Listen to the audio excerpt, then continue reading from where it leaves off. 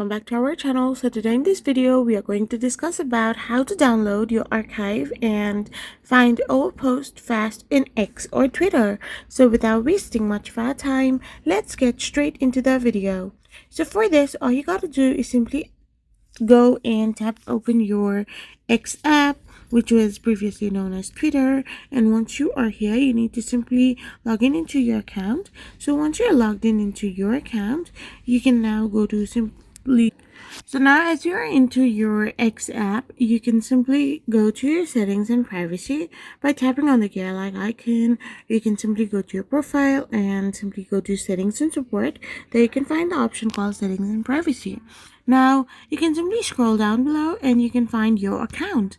Once you find your account, you can tap on the download and archive of your data. After tapping on it, you can simply click on to request archive. After you have done this, an email notification with the download link will be sent when the archive is ready, which can take up to 24 hours or more.